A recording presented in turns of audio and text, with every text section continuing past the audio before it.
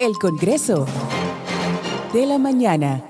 No, es algo que preocupa realmente y es el tema de la educación dominicana. Ay, ay, ay. El 4% de la educación dominicana fue una lucha de la sociedad dominicana. Claro que sí. Y un logro de la sociedad dominicana, ni de los PLDistas, ni de los danilistas. Ni de Danilo, ni no. Hay que reconocer que Danilo tuvo los pantalones y cumplió con el compromiso de toda la comunidad política que se firmó, recordemos, en el que se iba a cumplir con ese 4% que fue aprobado en los gobiernos de Leonel Fernández.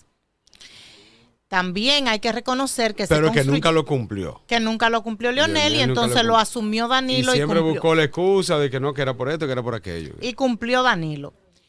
Luego se construyeron en la República Dominicana, en esos 8 años de Danilo, todas las escuelas, planteles educativos que no se habían construido jamás en la historia de la República Dominicana. Creímos que era mucho, sin embargo, no fueron suficientes. No.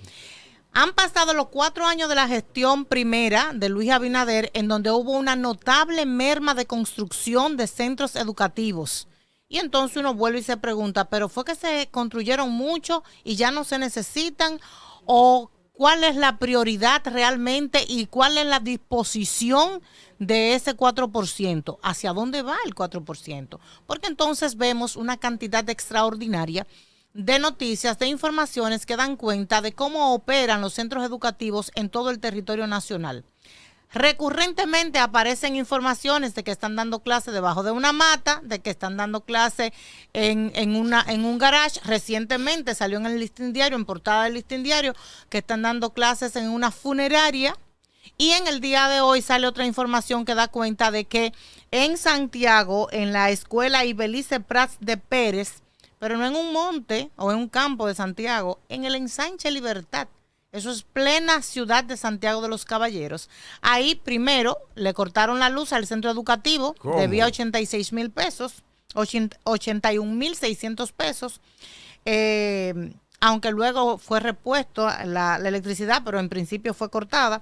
Y luego entonces ellos tienen dificultades de conserjería, del personal de limpieza, del personal docente, y las condiciones son inadecuadas. Y por segunda ocasión en lo que va del año escolar, ellos deciden suspender docencia.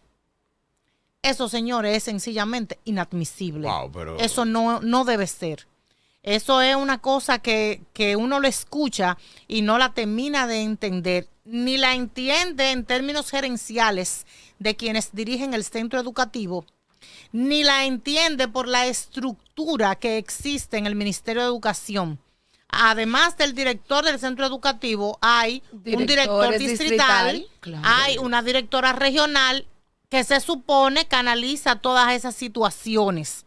Y entonces también está el Ministerio de Educación con toda su estructura interna, desde recursos humanos hasta docencia, el equipo docente, técnico, etcétera. O sea, uno no entiende cómo puede ser que esto se pueda dar, pero se da, y qué pena que se esté dando.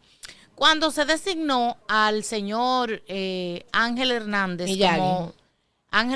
como director de educación, yo decía, ante el desastre de Fulcar, que fue realmente un desastre, yo decía, hay que tener la esperanza, porque es que este señor creó todo un sistema educativo para incluso gente que no tenía la posibilidad.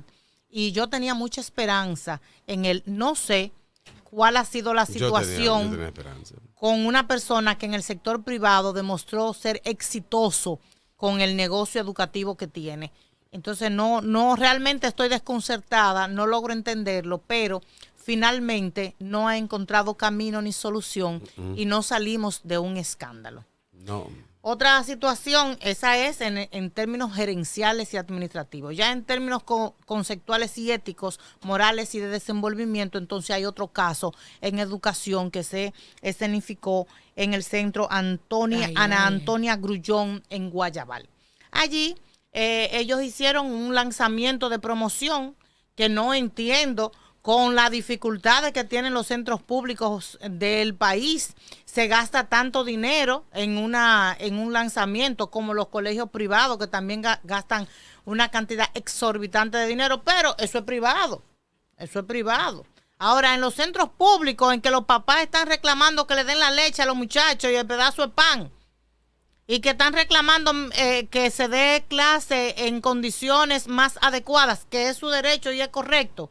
Óyeme, pero gastar en un lanzamiento de una promoción no lo entiendo. Y en vez de hacer una obra, por ejemplo, a Duarte, a la Trinitaria, entonces ellos están bailando dembow, enseñando las pompis, las niñas, y con una coreografía. ¿Qué significa que haya un lanzamiento de una promoción con coreografía? Que tenían meses ensayando. No hay que ser un genio para entenderlo. ¿Y dónde ensayaban? ¿En el patio de su casa? No, ensayaban en la escuela. Entonces, la preocupación y el cuestionamiento debe ser a los directivos, a quienes dirigen ese centro educativo, que pasó todo eso frente a su nariz y permitieron que eso llegara a un final, a un triste final. En el día de ayer, la directora regional 08 de Educación de Santiago, doña Marieta Díaz, dijo que eso era inaceptable y que habrán sanciones tanto para la dirección como para los maestros con relación a esto. Pero es que el sentido común tiene que imperar. ¿Qué le pasó a esa directora de ese centro educativo? ¿Qué le pasó a los maestros de ese centro educativo? ¿Cómo fue posible eso? O sea, al final del camino hay cosas que se caen de la mata, que quizás ni siquiera tienen que estar establecido en un código de ética, que quizás no tiene que haber la reprimenda de la directora regional de educación. Pero definitivamente el sentido común es el menos común de los sentidos. Así es, yo vi el baile, evidentemente se hizo viral, como tú dices, hubo un ensayo, la directora del centro educativo dijo que ellos ensayaron frente a ellos y que lo que había era un merengue, una bachata. Parece que esa parte los muchachos con intención pues no lo mostraron. Vamos a hablar desde lo que pasa. Ese tipo de situaciones pasa en todos los centros educativos, incluso en los privados. Ahora bien, y hablo desde adentro porque soy parte de la asociación de padres y de la dirección de un colegio privado. Cuando tú ves la puesta en escena que se sale de lo que esos muchachos te presentaron como adulto, como dirección, como el velador del uso, la buena costumbre, la ética, el pudor, pues tú tomas medidas.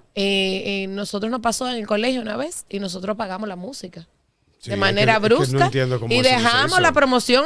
Ellos hicieron un cereufú y se acabó. Nadie se dio cuenta, lo manejamos. ¿Por qué? Porque se salió del contexto y no fue lo que presentaron a coordinación. Sí, los muchachos se pasan, pero hay que tener control. Porque los muchachos tienen un tigueraje, tú sabes. Sí. Eso en el ensayo, los pasos lo hacen suavecito. Y el día de se votan. Ahora, desde el momento en que sale esa música, desde el momento que tú estás viendo, debió de haberse tomado algo. Hermana, pero las niñas llegaron con una faldita que se le veían los panties. Ya por desde eso, ahí, tú manda a pagar la música y se acabó. Óyeme. Yo quiero ver que rueden cabeza. Ahí no venía el merengue típico Pedro Juan. Desde ¿verdad? que tú ves esa faldita corta, no viene. Porque el merengue típico Pedro Juan es con la faldota grande. Obligado. Entonces, obligado. Ya el vestido te decía pues dónde venía el asunto. No, entonces, señores, podía ser urbana. La música podía ser urbana. Lo que pasa es que esos movimientos, y no un movimiento de medio segundo, ¿no? Entonces, debemos ser un poquito coherentes porque hay cosas que se deben hacer, que se pueden hacer,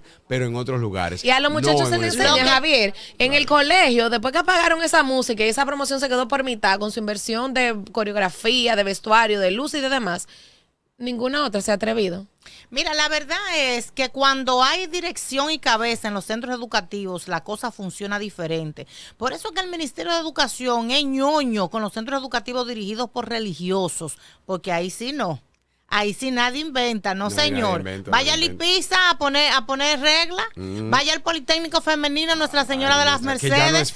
Ya no es femenino. Bueno, en la época mía era femenino, ahora es mixto. Todo el tiempo. Pero vaya a la otra banda. Óigame bien, yo fui a la otra banda, al Francisco Arias de la otra banda.